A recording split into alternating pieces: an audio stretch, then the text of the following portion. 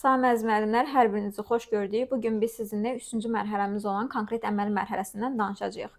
Konkret əməliyyatlar mərhələsi 7-11 yaşı əhatə edir. Əgər yadınızdadırsa, əməliyyat öncəsi mərhələsində tərsinə çevrilə bilmə bacarığı və yaxud da geriyə sayma bacarığı uşaqlarda tam olaraq formalaşmamışdı. Lakin konkret əməli mərhələdə bütün bunlar formalaşmağa başlayır.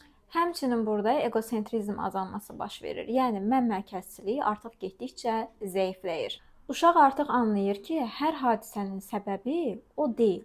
Hər kəsin fərqli baxış bucağı mövcuddur. Əməliyyat öncəsi mərhələsində uşaqlarda monoloq tipli danışıq ön plandaydı. Yəni 5-6 uşağı biz bir otağa qoysaydıq, onlar bir-biri ilə danışmazdı. Monoloq tipli öz-özünə danışacaqdı. Lakin konkret əməli mərhələsində artıq dialoq tipli danışıq formalaşmağa başlayır. Yəni uşaqlar bir-biri ilə ünsiyyət qurur, bir-birinə cavab verməyi, həmçinin bir-birini dinləməyi bacarır. İlkin mərhələmizdə uşaqlar canlı ilə cansızı ayırd edə bilmirdi. Bu da animizm adlanırdı. Lakin konkret əməli mərhələdə artıq uşaq bilir ki, nə canlıdır, nə cansızdır. 4-cü mərhələmiz 11-12 yaşdan yuxarını əhatə edir və formal əməliyyatlar mərhələsi adlanır. Bu mərhələdə abstrakt və hipotetik düşüncə tərzi formalaşır. Yəni uşaq səbəb-nəticə əlaqələrini qurur, ehtimallar irəli sürür və mücərrəd anlayışları dərk edir. Məsələn, biz uşaqdan soruşsaq ki, yer üzündə niyə dinozavrlar yoxdur?